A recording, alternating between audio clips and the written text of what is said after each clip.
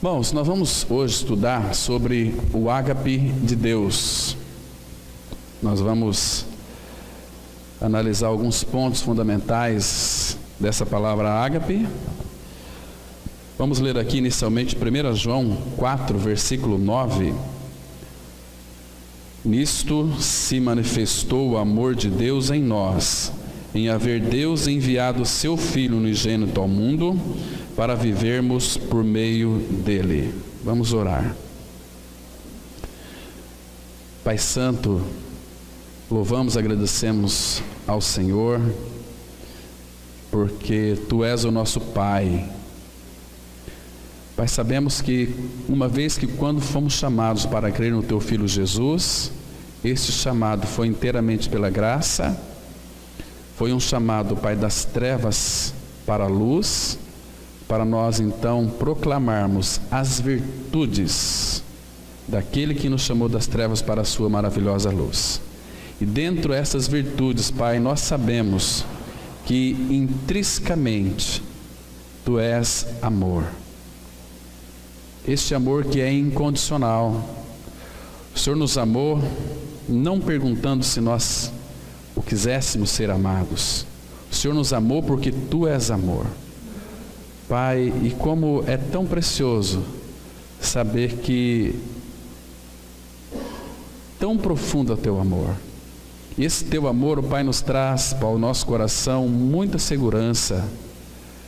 Esse Teu amor, o Pai, nos envolve de uma maneira tal que nós não temos que ter nenhum pavor de nada, porque o perfeito amor, ele lança fora todo o medo. O perfeito amor é o Teu Filho. Por isso somos habitados por este perfeito amor. Agora, Pai, movidos pelo Teu amor que habita em nós, nos faz homens e mulheres corajosos para darmos um passo à frente. E em primeiro lugar, ó Pai, desfrutar deste amor que nós temos no próprio Senhor Jesus Cristo. Tudo foi feito pelo amor. Tudo é pelo amor. Muito obrigado, Pai, porque Tu nos escolheu neste amor para sermos filhos do Seu amor. Nessa manhã, abre o nosso entendimento e revela a Tua palavra aos nossos corações. Em nome de Jesus nós oramos. Amém. Irmãos, nós sabemos que existem pelo menos 4 tipos de amor que reina no nosso meio. E um desses amor, ele chama-se o amor eros. O que é esse amor eros? Eros é um amor entre um homem e uma mulher, um amor de um casal, um amor que tem um despertamento também sexual entre marido e mulher. Esse é o amor eros, um amor muito interessante, esse nós conhecemos, né? Tem o amor storge, né? Este amor storge, ele está relacionado entre mãe e filho, filhos, né?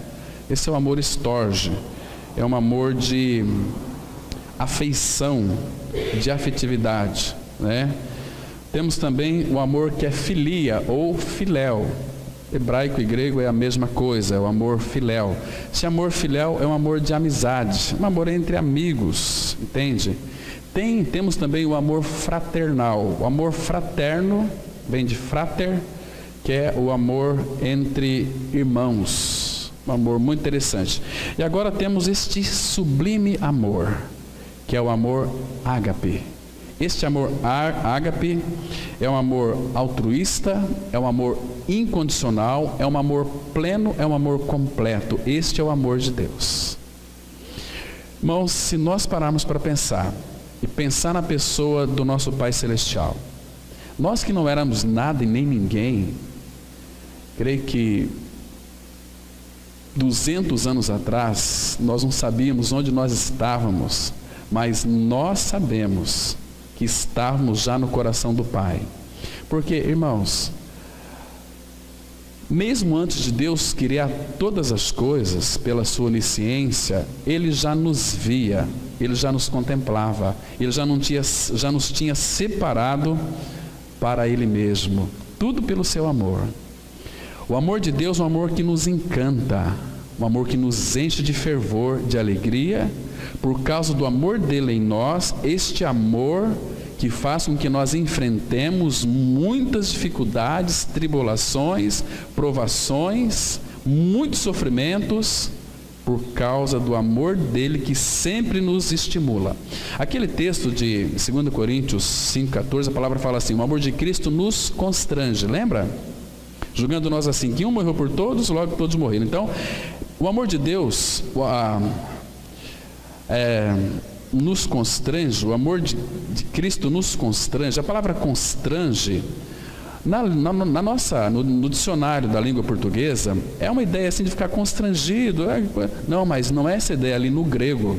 A palavra constrange, o amor nos constrange, é uma ideia de que ele nos pega e nos impulsiona para frente. Esse é o sentido original da palavra constrange.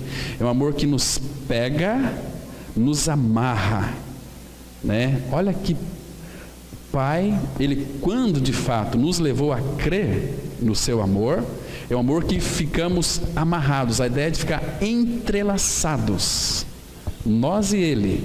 Então, as pessoas quando nos contemplam, elas têm que ver em nós a pessoa de Cristo. De que maneira que o mundo vai conhecer em nós a pessoa de Cristo? Pelo nosso falar. Lembra que o próprio Jesus disse que a boca fala do que o coração está cheio. Quando uma pessoa está cheia do amor de Deus, que é cheia de Cristo, o seu falar não vai ser outro, a não ser Cristo, o amor. As nossas atitudes serão atitudes muito amorosas, serão atitudes sábias, não precipitadas, porque são atitudes, por isso que Paulo ele escreve assim, 1 Coríntios capítulo 16, que todos os vossos atos sejam feitos em amor.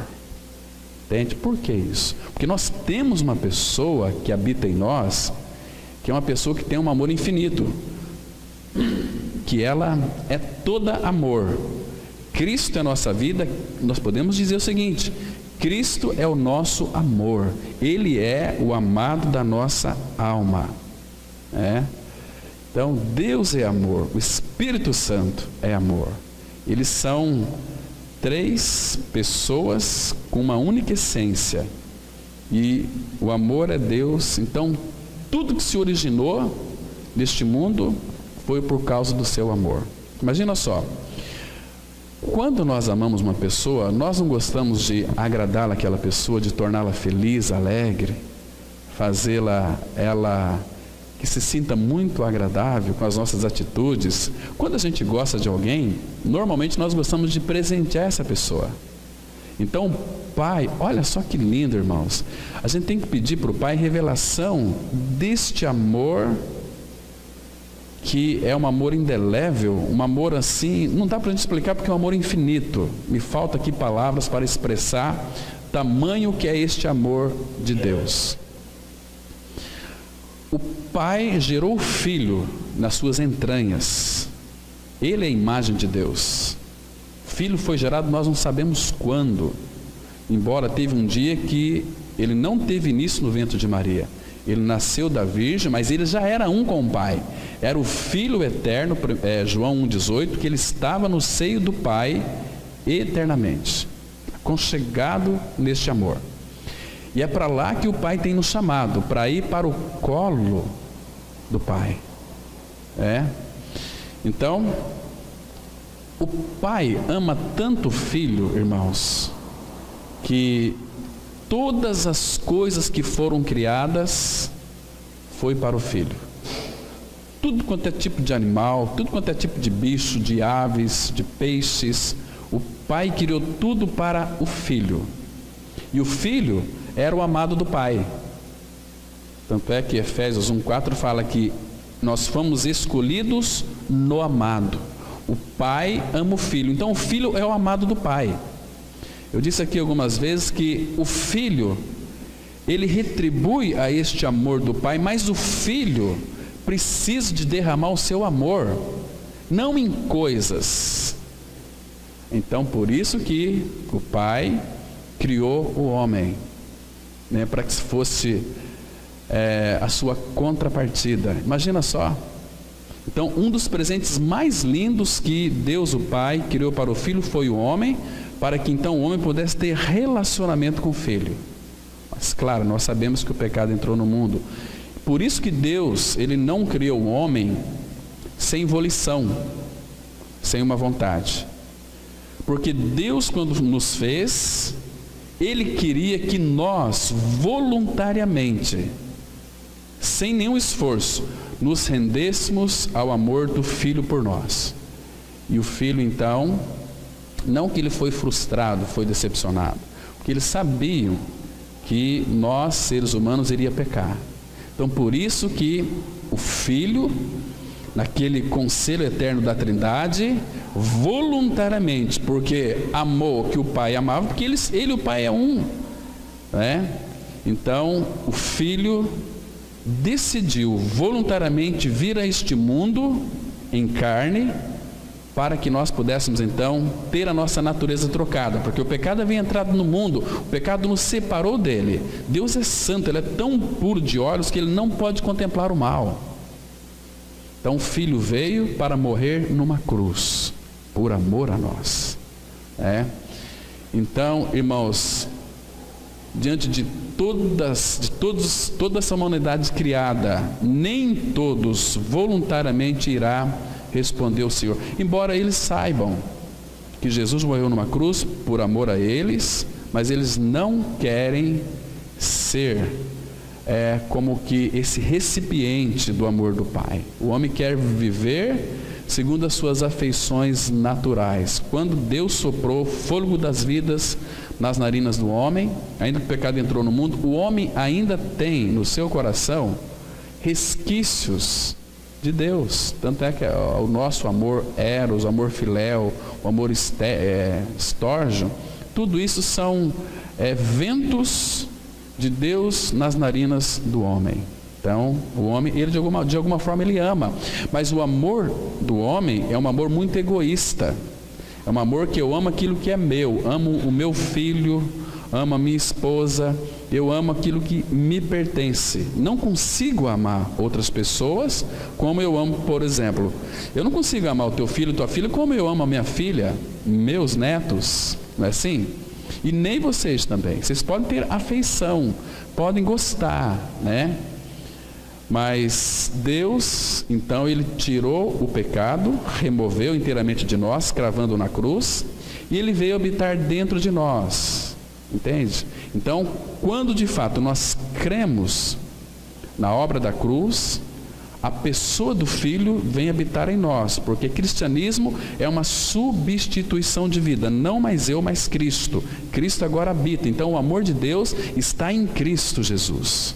Agora nós podemos amar uns aos outros com o amor do Pai. O amor de Deus é derramado em nosso coração pelo Espírito Santo que nos foi outorgado. Agora, esses outros tipos de amor, o eros, estorgio e filéu, todos eles temos exemplos na Bíblia aqui. Esse amor de amizade, por exemplo, vamos citar aqui para vocês terem apenas conhecimento. Não vou citar todos, que é muitos textos, mas, por exemplo, o amor eros. Vamos ver um exemplo aqui. Abra em Gênesis, capítulo 24, último versículo do capítulo 24 de Gênesis. Aqui nós temos uma declaração muito interessante. Isso aqui é uma figura linda do amor eros. É o amor de marido e mulher. Então nós vemos aqui em Gênesis 24, versículo 67, Isaac conduziu a Rebeca, né? Uma linda história de amor, irmãos. Isaac conduziu a Rebeca até a tenda de Sara, mãe dele, e tomou a Rebeca, e essa lhe foi por mulher. Ele a amou. Assim foi Isaac consolado depois da morte de sua mãe.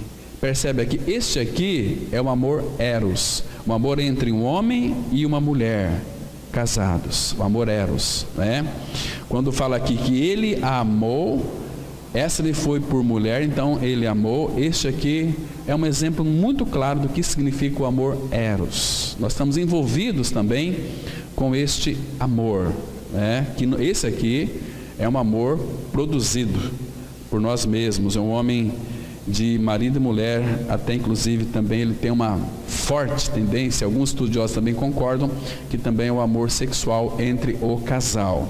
Agora nós temos o amor storge, é um amor de afeição entre pai e filho. Agora tem um detalhe muito interessante, irmãos. Abra a Bíblia, por favor, lá em Mateus capítulo 10.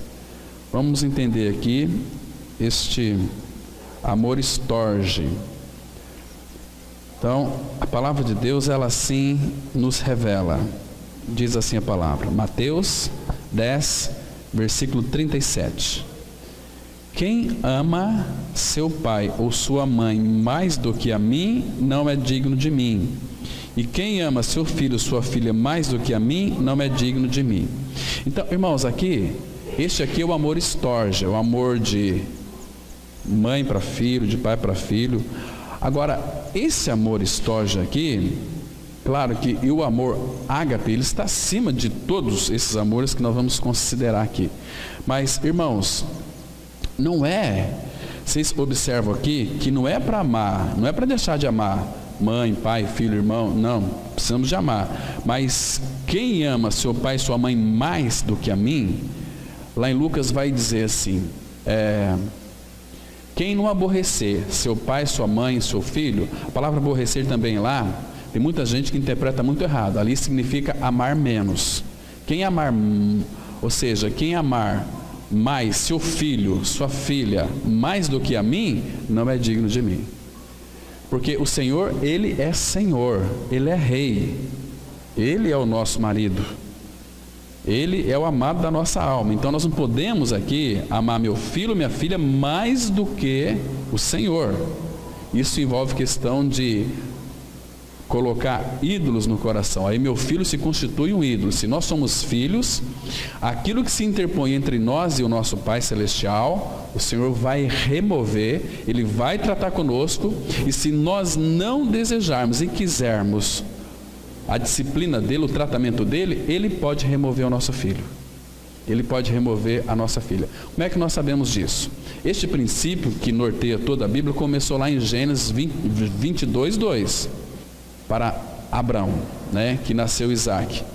Olha, Abrão, este filho a quem você ama, eu quero ele para mim. Você vai e oferece teu filho em sacrifício, em holocausto. Então aí Abraão, ele amava o Senhor, Isaac nasceu, ele também amou Isaac, mas então Deus tinha que provar isso. Então Abraão foi lá e ofereceu Isaac em holocausto, mas não foi necessário morrer, porque Isaac é uma figura de Cristo, e figuras, sombras não morrem, quem morre é a realidade, era Cristo. Mas então os nossos filhos precisam de passar pela cruz, para nós tê-los em nossa tenda, em nossa casa. Senão os nossos filhos irão nos corromper. Entende? Temos que amar o nosso filho sim. Nós amamos com as nossas afeições, mas elas não podem ser acima do Senhor. Irmãos, essa é uma verdade na palavra que nós temos que refletir. Porque, queridos, nós amamos os nossos filhos mais do que o Senhor, ou em outras palavras, nós amamos o Senhor mais do que os nossos filhos. Isso é muito sério. Então temos que considerar isso aos pés do Senhor. Senhor, eu amo muito meu filho e minha filha, mas Senhor, não permita que o meu amor pelos meus filhos possa subtrair, possa ser menor do que meu amor por Ti. E a gente tem que consultar no coração, temos que consultar o nosso coração, isso constantemente, para ver se de fato nós amamos o Senhor ou não. Porque sabe que diz lá, irmão, em 1 Coríntios, capítulo 16, versículo 22, abra sua Bíblia lá nesse texto, muito interessante. A palavra, ela revela para nós aqui algo assustador, assustador de fato, porque o Pai, Ele pede tudo de nós. Então, se nós de fato não o amamos, nós somos considerados, irmãos, como que anátema. Veja aqui o versículo 22. A 1 Coríntios 16, 22, olha só. Se alguém não ama o Senhor, seja anátema, seja maldito. A palavra anátema aqui, no original, é maldito, seja amaldiçoado. Se alguém não ama Ele, seja anátema. E quando nós amamos a Ele, podemos dizer Maranata. Porque quando a gente ama, a gente quer estar perto, né? Então nós temos que sentir saudade do nosso Pai. Eu quero voltar para a casa de meu Pai. A casa de meu Pai é Cristo. Quero contemplá-lo. Irmãos, isso não alegra o seu coração, que por causa do amor de Deus, um dia, todos nós aqui, vamos poder contemplá-lo a olho nu, ver o nosso Senhor em glória, e Ele vai dar para nós um corpo também transformado, um corpo glorioso, porque a igreja, hoje nós temos pela fé a glória de Cristo, nós temos a presença dEle, Ele é a glória. Então por isso que a igreja é gloriosa, mas a igreja vive essa glória pela fé, mas a fé, ela vai fazer com que tudo isso um dia se materialize. A glória dele será refletida em nós de uma forma vívida, presente. Irmãos, isso tem que estar presente em nosso coração. Nós não podemos nos distrair disso, da centralidade de Cristo. E que um dia, que dia glorioso. Irmãos, você não anseia por esse dia, a não ser que você não ame a Cristo. Se nós amamos a Ele, nós vamos dizer como a Sulamita, lá em Cantares 8. Vem depressa, amado meu, vem nos buscar. Nós estamos nos preparando. Quando ele disse o seguinte, olha, eu vou preparar lugar, mas eu vou voltar para vocês, ou seja, para o grande casamento. Isso significa também que a noiva é a igreja, o corpo de Cristo. A igreja precisa se aprontar para o dia do casamento. Ele foi preparar lugar. Ontem nós vimos aqui com os jovens, quando é que um jovem pode namorar e casar? Primeiro ele tem que preparar os seus negócios, cuidar das suas coisas, para depois edificar o seu lar, para depois casar, né? Então o Senhor foi preparar o lugar, e eu creio, irmão, que esse lugar já está preparado. Agora, é a noiva que ainda precisa se aprontar para o grande dia. Quando a igreja estiver preparada, pronta a amar o Senhor, amar uns aos outros, irmãos, o Senhor está vindo para buscar a sua igreja, porque Ele espera a igreja dele há mais de 2000 anos, e Ele ama, mas graças ao Senhor, nós temos em 1 Coríntios 13, dizendo o seguinte, que o amor é paciente, o amor é benigno, o amor ágape é um amor incondicional, é um amor maravilhoso. Irmãos, nós somos amados com este amor de Deus, um amor tão lindo, um amor que foi provado, levou a Cristo para a cruz, por amor a nós. Tem um grupinho de pessoas que fala, se não é pelo amor é pela dor. Nunca é pela dor, sempre é pelo amor, né? Então nós vimos aqui o Storge. Não podemos, irmãos, amar os nossos filhos mais do que o Senhor. Temos que amar os nossos filhos, cuidar deles, porque são dádivas que o Pai colocou em nossas mãos e somos responsáveis por eles e teremos de dar conta por eles. Orar pelos nossos filhos, ler a Bíblia com os nossos filhos, viver uma vida de amor, para que o amor de Deus em nós vai contagiar os nossos filhos. Aí sim, maravilhoso. Como o nosso irmão orou aqui, ensina a criança no caminho, e até quando for velho não se desviará dele. Irmãos, é tão simples o amor de Deus. Jesus, Ele é manso, Ele é humilde de coração, Ele veio para nos amar e nos amou tanto, que foi ali na cruz, por causa deste amor, desfigurado. O nosso pecado, ele é tão feio, nosso pecado é tão horroroso, tão pavoroso, que Jesus, por causa do nosso pecado, o nosso pecado desfigurou Cristo na cruz, a ponto do Pai ter que virar a face, não contemplar o Filho. Ele estava ali com o nosso pecado horrível. O pecado deixa a pessoa muito feia, mas graças ao Senhor que Cristo veio e já removeu o nosso pecado, porque Ele é o Cordeiro de Deus que tira o pecado do mundo. Agora nós precisamos de crer, Tudo bem, tem um outro amor que eu quero comentar para vocês antes de nós entrarmos aqui no estudo, é o filéu. Temos tantos exemplos na Bíblia, mas eu vou contar a respeito de um. Abra sua Bíblia, meus queridos, em 1 Samuel, capítulo 18, versículo 1. Filéu é este amor de amizade, de amigo, este amor que une duas almas, né? 1 Samuel capítulo 18, apenas o versículo 1, é a amizade ali de Jonatas e Davi, né? Vale a pena, irmãos, vocês lerem essa história muito linda, história preciosa, vocês vão extrair lições maravilhosas. Primeiro livro de Samuel, capítulo 18, versículo 1, a palavra ela diz assim: sucedeu que, acabando Davi de falar com Saul, a alma de Jonatas era filho de Saul, a alma de Jonatas se ligou com a de Davi, e Jonatas o amou como a sua própria alma. Amor filéu é um amor também de uma amizade muito profunda, ali um amor de entranhas, é um amor que eu amo porque você é o meu amigo. Este é o amor filéu, né? Irmãos, o amor ágape, este aqui nós vamos analisar agora, né, com todos vocês. Primeiro, é interessante que nós saibamos, irmãos, o amor ágape, ele também é descrito ali em 1 Coríntios capítulo 13, né? É um amor que é um amor diferenciado. E tem um versículo que nos chama muito a nossa atenção. 1 Coríntios 13, 7, a palavra fala assim: o amor tudo sofre. Por isso que Cristo sofreu tudo que Ele tinha a sofrer por nós na cruz. Esse é o amor incondicional. Ele tudo sofreu, tudo sofre, tudo crê, tudo espera. O amor ágape, ele tudo suporta. Ele ama porque ele é amor. Irmãos, este é o amor de Deus, incomparável.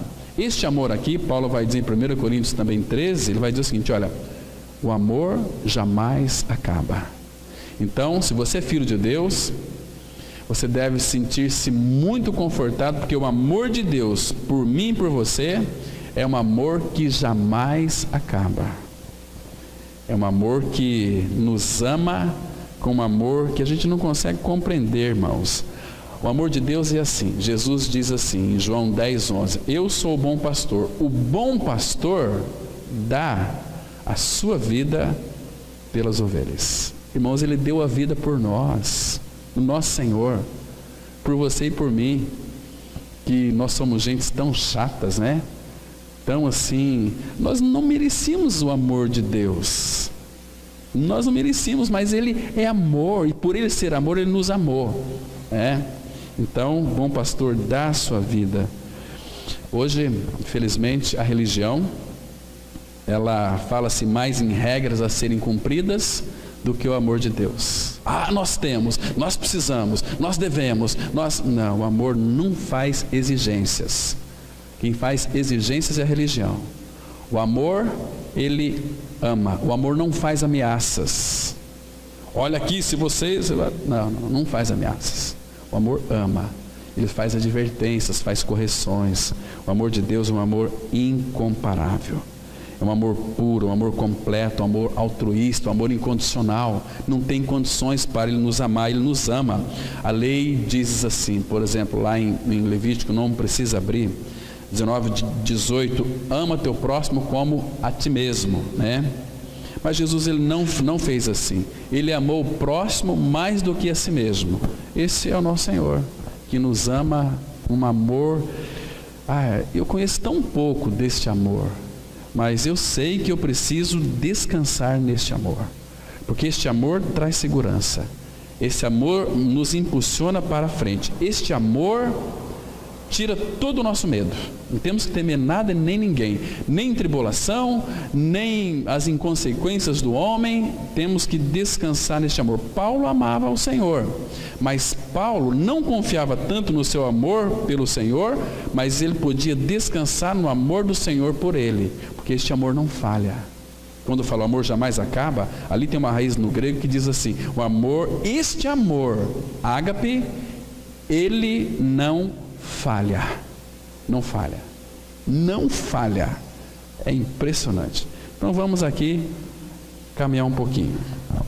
Jesus foi a revelação de um novo tipo de amor com que a humanidade, a despeito de sua mais sublime imaginação, jamais poderia sonhar.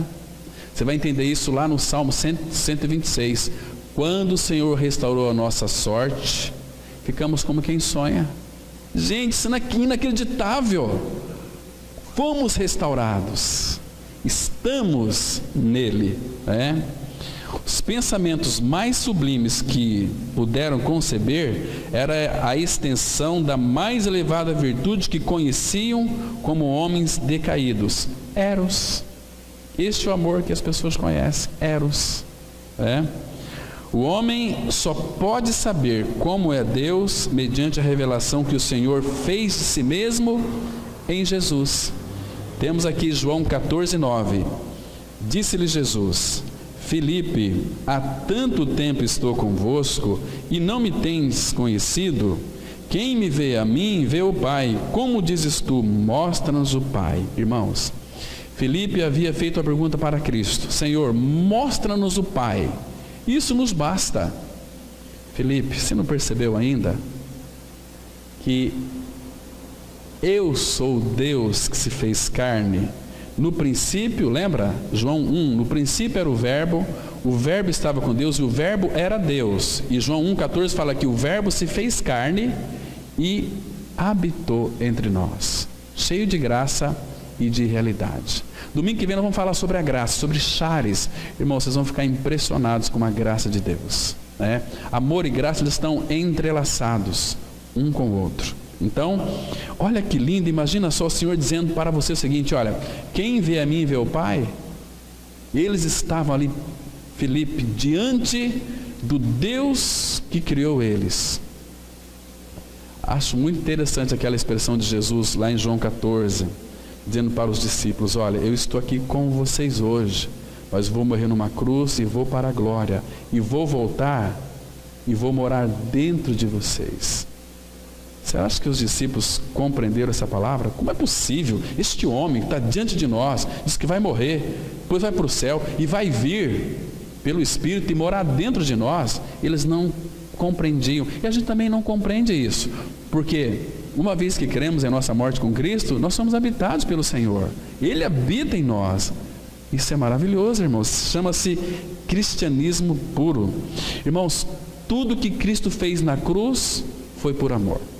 Romanos 5,8 fala assim: mas Deus prova o seu próprio amor para conosco pelo fato de ter Cristo morrido por nós, sendo nós ainda pecadores. Ele é um amor que foi provado.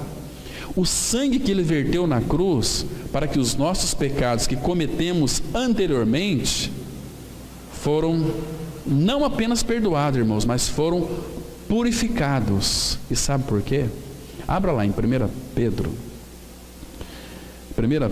1, a partir do versículo 18. Irmãos, como a gente tem que apreciar isso. 1 Pedro 1, versículo 18. Vamos olhar com bastante cuidado. Veja aqui, irmãos, tudo está envolto o amor do Pai. Diz assim, 1 Pedro 1,18: sabendo que não foi mediante coisas corruptíveis, como prata ou ouro, que fostes resgatados do vosso fútil procedimento que vossos pais vos legaram, mas pelo precioso sangue, como de cordeiro sem defeito, sem mácula, o sangue de Cristo, conhecido com efeito antes da fundação do mundo. Agora presta atenção: porém, manifesto no fim dos tempos, por amor de vós. Você consegue enxergar aqui o amor do Pai? O sangue de Cristo precioso foi derramado por amor de vós. O sangue bendito. Temos, em outras palavras, lá em Efésios 2, a partir do versículo 12 até o 13, muito interessante. Mas vamos avançar aqui nos nossos propósitos. Quem é Deus e como poderíamos definir o seu amor? Não há possibilidade de definir Deus e nem o seu amor. Por isso foi necessário tomar-se outra palavra grega para descrever este amor divino, ágape. Esta palavra quase não era usada antes de Jesus vir, e foi necessário que os escritores do Novo Testamento definissem esse termo ao descrever a revelação de Deus. Vamos ler aqui 1 João 4:8. Aquele que não ama não conhece a Deus, pois Deus é amor. Deus, o que é Deus? Deus é amor, não dá para defini-lo. Tanto é que, e por que João, ele colocou dessa forma? Claro que foi revelado para ele, mas João, irmãos, foi o único discípulo que estava ali aos pés da cruz. Ele ficou até a morte do nosso Senhor. Você imagina aquela cena? Quanto sofreu João vendo o seu Salvador crucificado, né? Os horrores que o Senhor Jesus passou lá naquela cruz. Mas, irmãos, quando Jesus disse assim, olha, para aqueles soldados que infligiram tanta dor ao nosso Senhor, Pai, perdoa-lhes, porque eles não sabem o que fazem. Como que João poderia definir isto? Ele definiu, Deus é amor. Porque não há outra possibilidade. Alguém que nos machuca, nos bate, está nos matando dia a dia, e a gente fala assim, Pai, perdoa-lhes, porque eles não sabem o que fazem. João não tinha outra maneira de escrever, Deus é amor. Se isso não for amor, o oceano secou, as andorinhas não cantam mais, mas isso é amor. Por isso o mar é real, as andorinhas voam e cantam. Essa é a realidade. Irmãos, nós temos que descansar nesse amor. A palavra fala que se nós não conhecermos este amor, uma pessoa que não conhece Deus não conhece amor. E quem não conhece amor é um débil mental. O que é um débil mental? É um louco. Não é eu que estou dizendo isso. A Bíblia diz, abra sua Bíblia em Jeremias capítulo 4, versículo 22. Aqui ele vai dizer que aquele que não o conhece de fato é um louco, né? Se não conhecer o Senhor é louco. Profeta Jeremias 4, o versículo 22, nós temos a seguinte declaração: deveras. Essa palavra deveras significa verdadeiramente. Verdadeiramente, olha aqui, o meu povo está louco. Por que o povo está louco? Já não me conhece. São filhos nécios e não inteligentes, são sábios para o mal e não sabem fazer o bem. Está vendo aqui? O meu povo está louco, meu povo de fato não me conhece. Não me conhece. Olha o capítulo 8, aí de Jeremias. Jeremias 8, versículo 7. A palavra diz assim, olha: até a cegonha no céu conhece as suas estações, a rola, a andorinha e o grou observa o tempo da sua arribação. Mas o meu povo não conhece o juízo do Senhor. Como, pois, dizeis, somos sábios e a lei do Senhor está conosco? Pois, como efeito, a falsa pena dos escribas a converteu em mentira. Os sábios serão envergonhados, aterrorizados e presos. Eis que rejeitaram a palavra do Senhor. Que sabedoria é essa que eles têm? Que sabedoria é essa que eles têm? Quando fala aqui que Deus é amor, e se nós que cremos no Senhor somos filhos de Deus, se você creu na sua atração, crucificação, morte, ressurreição com Cristo, você é um filho de Deus, indiscutível. Irmãos, lembra que Jesus Cristo disse para os seus discípulos em João 13, 34 e 35, novo mandamento vos dou, que vos ameis uns aos outros. Nisto todos do mundo aí fora vão conhecer que vocês são meus discípulos, quando se tiverdes amor uns pelos outros. Irmãos, nós temos dificuldade para amar uns aos outros, irmãos, porque quando nós amamos uns aos outros, nós vamos estar juntos, vamos amar a reunião dos irmãos do corpo de Cristo, porque nós vamos expressar o amor de Cristo, vamos crescer juntos. Crescer no amor é estando juntos, amando uns aos outros, que o amor de Deus vai ser em nós aperfeiçoado. Nós vamos conhecer com todos os santos, Efésios 3, qual é a largura, a altura, a profundidade, e conhecer o amor de Deus, que excede todo entendimento, para que nós sejamos tomados de toda a plenitude de Deus. O que significa ser tomado de toda a plenitude de Deus? Ser tomado do amor de Deus. Que coisa linda, que preciosidade, né? Lá em Gálatas 5,14 a palavra fala que, olha, quem ama seu próximo cumpriu toda a lei. Toda a lei se resume em uma palavra, nós falamos aqui na quarta-feira: ama teu próximo como a ti mesmo. Mas é muito fácil. Eu não creio que é assim. Precisamos de revelação. Se nós não tivermos a revelação do amor de Deus em nós, irmãos, a gente vai ser simplesmente evangélico, crente, religioso. O Pai não quer isso para a sua igreja. O Pai quer que nós sejamos filhos amorosos, perdoadores, que abraçam um ao outro. É difícil a gente amar aqueles irmãozinhos, né? Que falam mal de nós, aqueles irmãozinhos duros, aqueles irmãos que às vezes é a nossa lixa, mas quer ver ele melhorar? Ame-o. O amor cura todas as feridas da alma. E é tão bom ser curado por Deus. Por que Ele nos curou? Porque Ele nos amou. Deus amou. E quando Ele nos amou, é como você está assim tudo aflito, Ele fala: não tenha medo de nada. Qual que é a tua ansiedade? É isso aqui, não, eu vou ser, deixa isso comigo. Ele tomou tudo para Ele, irmãos. E ainda colocou seu amor em nós. E a gente não correspondemos a este amor porque nós temos dificuldade de amar uns aos outros. A gente sabe o que é amor filéu, o amor eros, né? O amor estorge, mas o Pai tem algo mais excelente para nós, que é o seu próprio amor. A gente precisa, irmãos, de viver uma vida de praticidade deste amor, né? Vamos avançar um pouquinho mais. Ágape, portanto, não é a emoção que Deus exerce, mas sua própria natureza, sua maneira de ser. Não tem outra maneira dele ser. Ele é amor.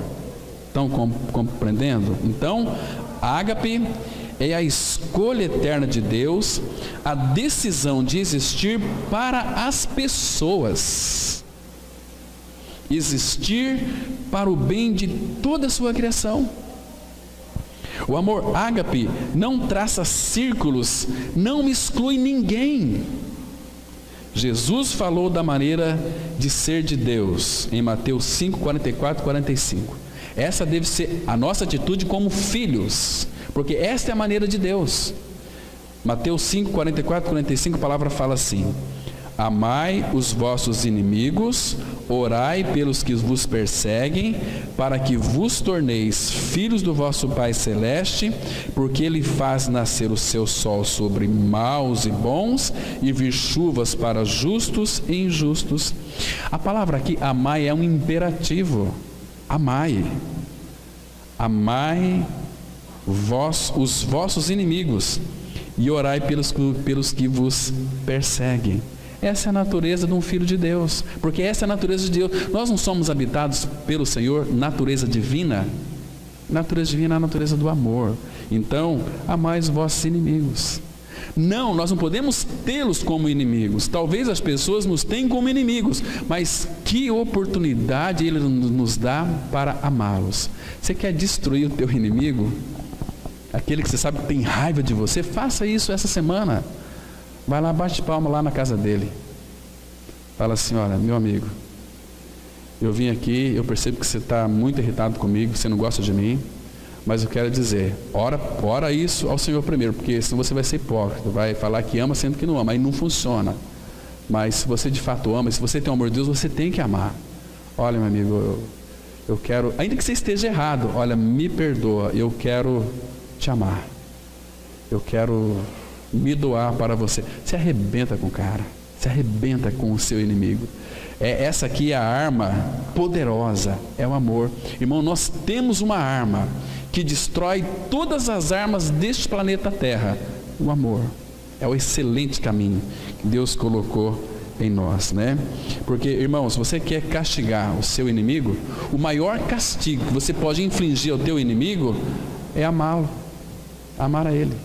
Se arrebenta com ele, puxa vida. Aí, quem sabe ele pode desejar conhecer o Cristo que habita no seu interior. Então vamos caminhar. Esses 2 versículos focalizam Deus abrangendo com seu amor a todas as pessoas, até mesmo seus inimigos, os maus e os ingratos, sem esperar retribuição alguma. Ele ama por quem ele é, não por causa de algum desempenho da parte do ser amado. Pessoas pensam, eu tenho que fazer coisas para Deus, para Ele me amar mais. Não, queridos, não há, como diz Philip Yancey, ele disse assim, não há nada que eu e você nós podemos fazer para Deus nos amar mais, e não há nada que eu e você deixe de fazer para Deus nos amar menos. Ele nos ama e nos ama. Jeremias 31:3, a palavra fala assim, olha, de longe se me deixou ver o Senhor, dizendo, com amor eterno eu te amei, por isso com benignidade eu puxei você para mim.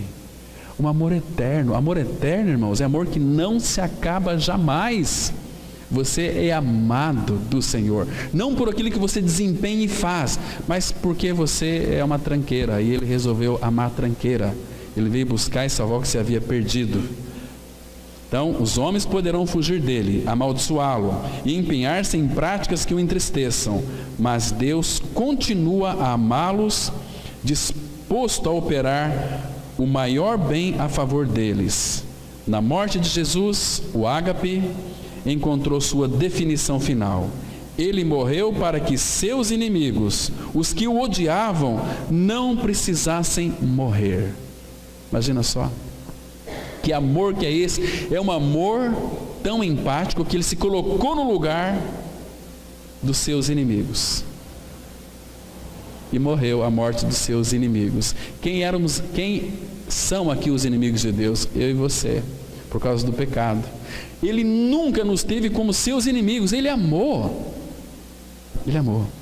Agora nós o tínhamos como inimigo, fugindo de Deus, como as pessoas fogem de Deus por tantas outras coisas, mas Ele nos amou. E na cruz, irmãos, na cruz Ele provou a sua morte. Ele provou a morte eterna, sua e minha, para que a gente nunca mais pudéssemos morrer.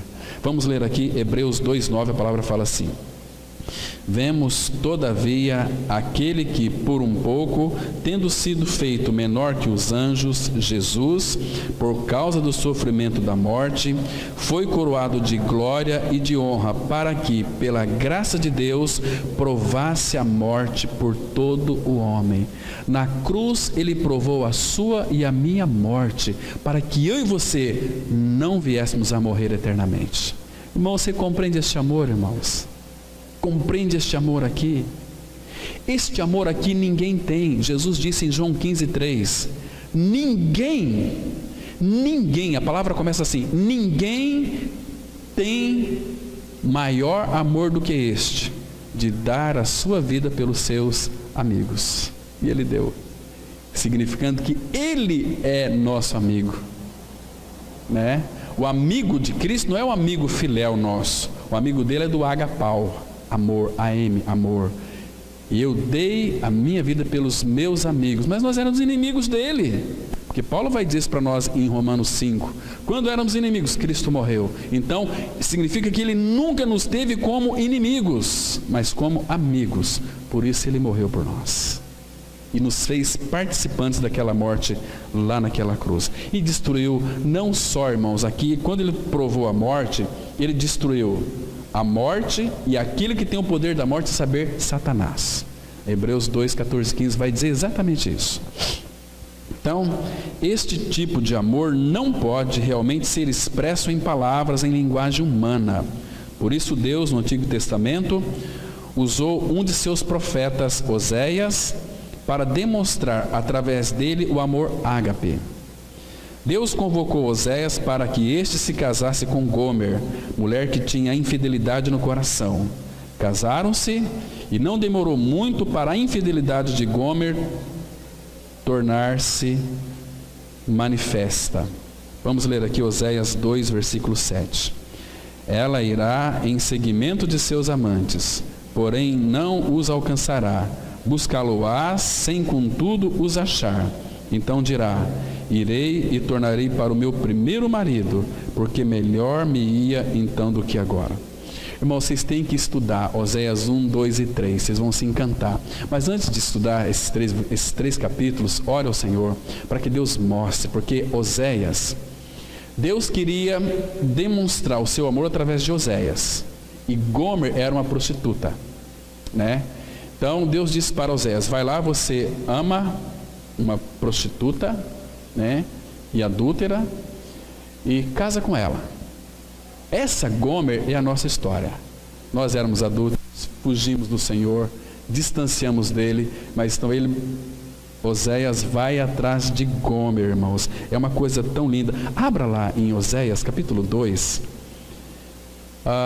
Oséias 2, versículo 6. Vamos ler alguns versículos. O versículo 6 diz assim: veja, irmãos, o que Deus fez para atrair o amor de Gomer de volta. Ele diz assim: veja o que o Senhor fez com ela. Olha só: portanto, Oséias 2,6: eis que cercarei o seu caminho com espinhos, levantarei um muro contra ela, para que ela não ache as suas veredas. Então Deus começou a colocar dificuldade no caminho dela, mas mesmo assim ela ia atrás dos seus amantes, queria porque queria. Deus então começou a cercar com espinhos, com dificuldade. Quando a gente começa a orar para que Deus salve alguém, aquela pessoa começa a cair para baixo, né? O amor de Deus começa ali buscar aquela pessoa, né? Olha só aqui, irmãos, o versículo 8, 2:8. Ela, pois, não soube que eu é que lhe dei o trigo, o vinho e o óleo, e lhe multipliquei a prata e o ouro que eles usaram para Baal. Então Oséias presenteava ela, porque o amor de Deus é benigno, é o amor dele que nos leva ao arrependimento. Então ela achava que eram os seus amantes, porque Oséias fala aqui: ela, pois, não soube que eu é que lhe dei o trigo. Então Oséias dava os presentes para ela, supria ela, e ela achava que eram os amantes, porque o amor, irmãos, não fala que é não, o amor ama, e a pessoa tem que perceber este amor, porque Gomer só reconheceu o amor de Oséias quando de fato ela chegou ao fim de si mesmo, embora tantas benesses que Oséias tinha dado para ela. Mas olha só o versículo 9, né? Portanto, tornar-me-ei e reterei a seu tempo, porque aqui está dizendo que a dor tem um tempo, não vai durar para sempre. O meu trigo, o meu vinho, e arrebatarei a minha lã e o meu linho que lhe devia cobrir a nudez. Olha o versículo 11: farei cessar todo o seu gozo, as suas festas de lua nova, os seus sábados e todas as suas solenidades. Devastarei a sua vide, a sua figueira, de que ela diz: esta é a paga que me deram os meus amantes. Eu, pois, farei delas um bosque, e as bestas feras do campo as devorarão. Porque ela não estava reconhecendo o amor de Deus aqui, o amor de Oséias por ela. E aí o versículo 13 fala assim: castigá-la-ei pelos dias dos balins, nos quais lhes queimou incenso, e se adornou com as suas arrecadas e com as suas joias, e andou atrás de seus amantes, mas de mim se esqueceu, diz o Senhor.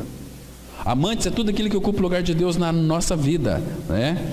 Agora olha o versículo 14: portanto, eis que eu a trairei e a levarei para o deserto e lhe falarei ao coração.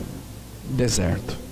E foi lá que Deus então começou a falar com ela. Ela estava já chegando ao fim de si mesmo, e porque aqui Deus encheu de presente, mas ela não reconheceu o seu amor. Então Deus começou através de tirar tudo, né? Cercar de espinhos, de muros. E ela achava que eram os amantes. Ela ficou totalmente perdida, sem nenhuma direção, acabada, né? Mas vamos continuar aqui. Em seguida, os muitos amantes cansaram-se de Gomer. Ela se viu obrigada a vender o próprio corpo nas suas, escravizada por um alcoviteiro. Finalmente este a colocou num palanque onde se vendiam escravos. Ela deveria ser vendida pela oferta mais alta. Oséias sentiu-se profundamente ferido. Oséias aqui está tipificando o coração do nosso pai, né? Ferido em sua solidão. As lágrimas corriam livremente, lágrimas provenientes da grande vergonha de um escândalo público. Agora sua esposa está à venda numa barraca de escravos. Deus lhe ordena que vá comprá-la e que a reconsidere como sua esposa. Apesar de tudo isso, irmãos, está vendo? Um amor que não desiste de nós. Vamos ler Oséias 3:2. Comprei-a, pois, para mim por 15 peças de prata e 1 homer e meio de cevada. Ele disse: tu esperarás por mim muitos dias e não te prostituirás, nem serás de outro homem, assim também eu esperarei por ti. Irmãos, outro detalhe fundamental aqui. Você está aberto a sua Bíblia em Oséias, capítulo 2. Vamos ver alguns pontos fundamentais aqui. Então, irmãos, eu e você também nós somos comprados. 1 Coríntios 6, versículo 20, fala que por preço fostes comprados. Nós estávamos em prostituição, vivíamos a vida de pecado, mas agora, veja aqui o versículo 19, Oséias 2:19. Veja o amor de Deus aqui, irmãos. Por favor, considere isto. A palavra fala assim: desposar-te-ei comigo para sempre, desposar-te-ei comigo em justiça, em juízo e em benignidade e em misericórdias. Desposar-te-ei comigo em fidelidade e conhecerás o Senhor. Versículo 21. Naquele dia eu serei obsequioso, diz o Senhor, obsequioso aos céus e estes à terra obsequiosa ao trigo. Ou seja, Deus está dizendo, vai levar ao excesso a sua atenção para com a terra, ao trigo e ao vinho, ao óleo, e estes a Jezreel. Agora, olha o 23.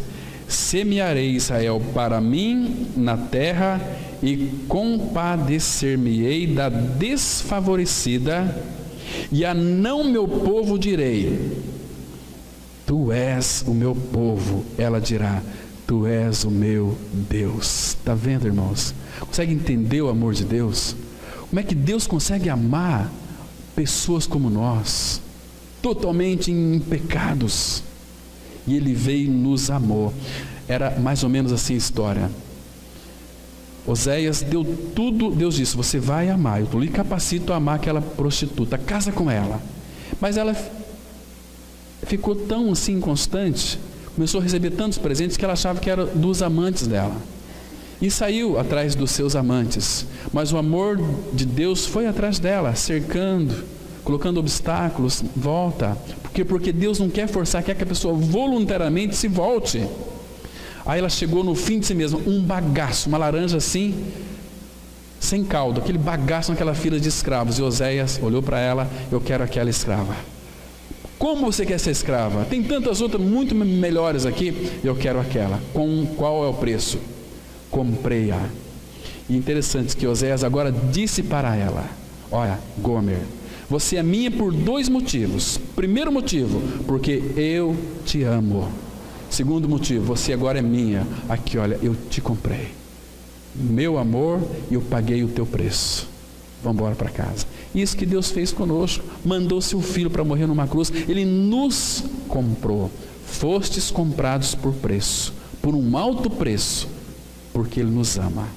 Ah, irmãos, nós tínhamos que viver uma vida totalmente devotada aos pés do nosso Senhor, agradecendo a Ele, em tudo dando graça, porque Ele é o que é amor.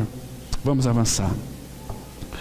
Enquanto Oséias abria caminho pelas ruas de má fama de Samaria até chegar ao mercado de escravos, cada passo do profeta demarcava na mente do povo de Israel a natureza do amor de Deus para conosco.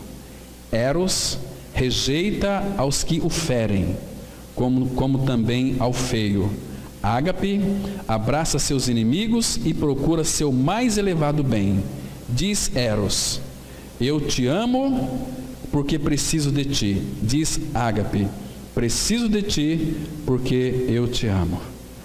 O amor incessante de Oséias por sua esposa tornou-se a mensagem de Deus para Israel, um retrato composto de sombras de seu amor à humanidade. Foi este mesmo amor que fez com que Jesus chorasse publicamente sobre Jerusalém. Lucas 19, 41, 42, a palavra diz assim: quando ia chegando, vendo a cidade, chorou e dizia: ah, se conheceras por ti mesmo, ainda hoje, o que é devido à paz, mas isto agora está oculto aos teus olhos. Irmão, Jesus foi rejeitado. Ele chorou não porque as pessoas iam injuriá-los, mas ele chorou porque as pessoas o rejeitavam. Que amor, você vai entender um amor desse?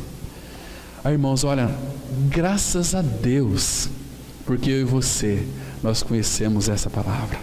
Conhecemos não apenas a palavra, mas o próprio Senhor que nos amou e nos ama e nos carrega nos seus braços no momento difícil da nossa vida. Nós somos do Senhor, somos um povo totalmente separado para Ele, pelo seu amor, pela sua graça, pela sua misericórdia, um Deus que se preocupa conosco. Então, quando Ele quis nos amar, Ele também assumiu a responsabilidade em cuidar de cada um de nós. Ele está preocupado com nossos interesses. Ele fala assim: vocês fazem muitos projetos, sonhem, mas colocam tudo diante de mim para que eu possa abençoar. E aquilo que for bom para vocês, eu vou abençoar. Eu vou abençoar de uma forma até 1000 vezes mais, talvez, o que vocês mereciam ou estão me pedindo. Irmãos, essa aqui é a ideia tão maravilhosa. E o povo aqui rejeitava Ele. Em João 1,11 a palavra fala assim, que Jesus veio para o que era seus, e os seus não o receberam. Então, o nosso Pai, Ele chora. Quando a rejeição da parte do homem para com Deus, o Pai chora. O Pai chora em segredo. Ninguém vê Ele chorar, mas a Bíblia registra que quando nós pregamos o Evangelho e a pessoa rejeita, o coração do Pai sangra, porque Ele é amor e Ele chora. Vamos ver esse texto de novo? Em Jeremias, por favor, abra sua Bíblia. Jeremias 13, a partir do verso 15. A palavra diz assim: ouvi e atentai, não vos ensoberbeçais, porque o Senhor falou. Dai glória ao Senhor vosso Deus, antes que Ele faça vir as trevas, e antes que tropecem vossos pés nos montes tenebrosos, antes que, esperando vós luz, Ele a mude em sombra de morte e a reduza à escuridão. Agora olha o versículo 17.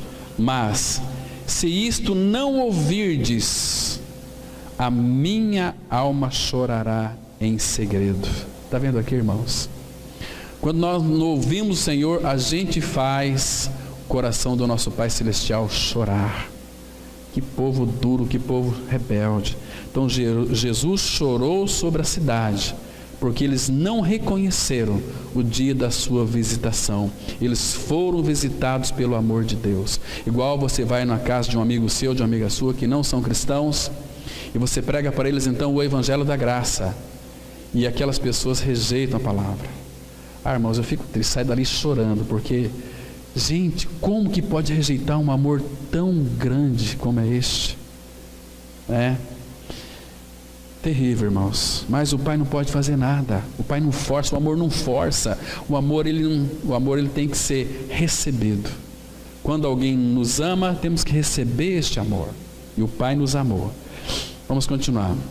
Ele chorou não porque o povo iria insultá-lo, envergonhá-lo e crucificá-lo, mas porque, procedendo assim, o povo estaria prejudicando-se eternamente. Ele chorou por causa do sofrimento de seus inimigos.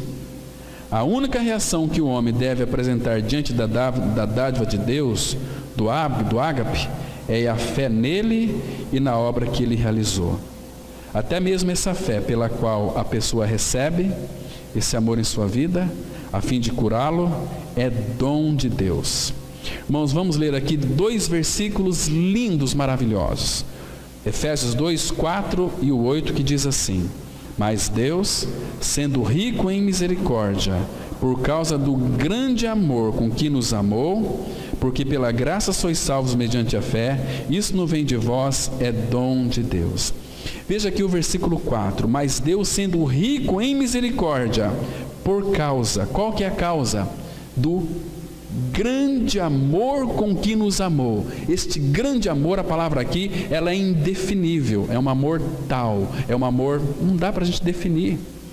Ele é misericordioso por causa do seu grande amor. Abra lá, irmãos, em Miqueias, capítulo 7. Miqueias, capítulo 7, versículo 18 e 19. A palavra, ela diz assim, olha, Miqueias 7, se você não encontrou, por favor, só escuta aqui. Quem, ó Deus, é semelhante a ti, que perdoas a iniquidade e te esqueces da transgressão do restante da tua herança? O Senhor não retém a sua ira para sempre, porque tem prazer na misericórdia. Quando ele fala que tem prazer na misericórdia, sabe por quê? Por causa do grande amor com que nos amou. Deus tem prazer na misericórdia. Miseri é o miserável e você, córdia é o coração amoroso desse Pai. A palavra misericórdia, ela tem que ser dividida assim. Miseri é o amor que tem misericórdia do miserável, eu e você. Córdia é o coração do Pai. Então, o Senhor não retém a sua ira para sempre, porque tem prazer na misericórdia. Olha o verso 19.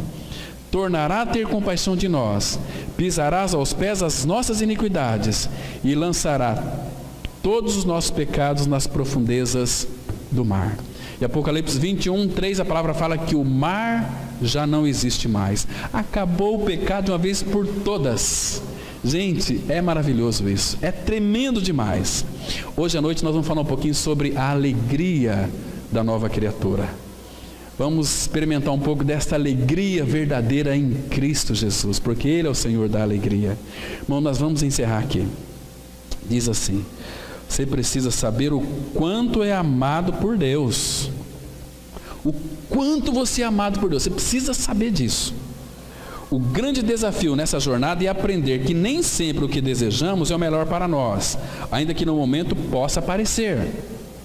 Quando formos capazes de entender que Deus não espera que sejamos perfeitos, nem acredita que precisamos nos esforçar para sermos dignos de sua graça, estaremos mais preparados para provar a alegria de nos sabermos que somos amados por Ele.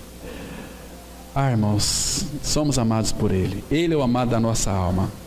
Então eu espero que a gente possa sair daqui com essa profunda gratidão ao Senhor e se lambuzar no amor que o Pai tem por cada um de nós.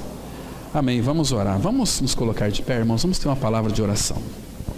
Pai Santo, muito obrigado porque Teu amor foi manifestado em cada um de nós. Este amor, ó Pai, que inunda o nosso coração de gratidão e de alegria. Obrigado porque fomos amados, somos amados. Teu amor foi colocado em nós para amarmos uns aos outros. O Senhor já nos capacitou. Agora nós precisamos dar o primeiro passo em amar os nossos irmãos, amar os nossos inimigos. Ó Pai, continue operando em nós e revelando o Teu amor. Em nome de Cristo nós oramos. Amém.